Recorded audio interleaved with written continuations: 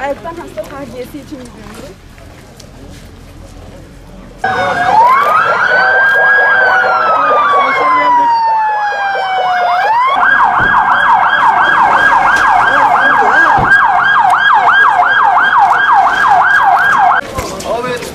Deprem olmuş deprem.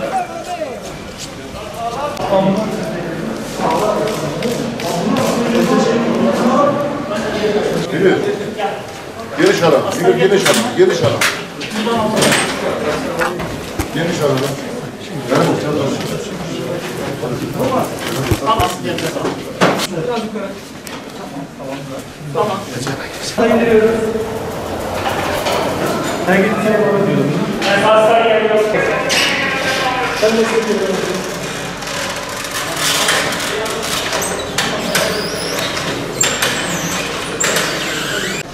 Yol aç, yol aç.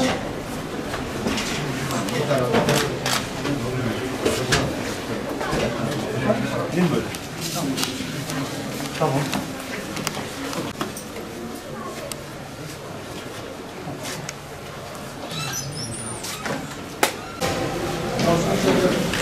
Ayak mısın gelsin?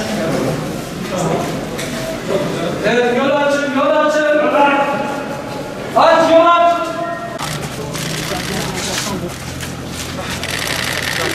Tamamdır.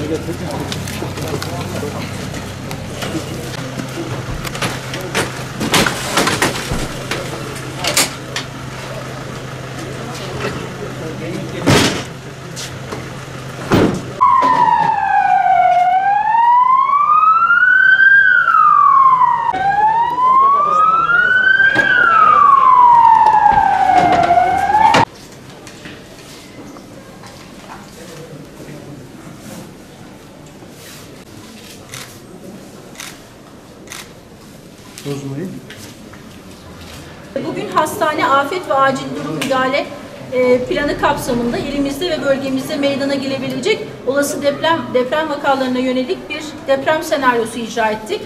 Senaryo gereği birinci katta kendi imkanlarımız ile ulaşamadığımız 2 yaralıya AFAD ve UMKE'den destek istedik. AFAD, UMKE ve 112 ekiplerinin desteğiyle yaralılarımız tahliye edildi. Amacımız olası durumlarda kendimizi test etmekti. Bu faaliyete olay yönetim ekibine ait tüm personeller, hastane çalışanları, AFAD'dan 6 personel, UMKE'den 7 personel ve bir acil 112 ambulansı katılmıştır. Desteklerinden dolayı tüm ekiplerimize, hastane çalışanlarımıza teşekkür ediyoruz.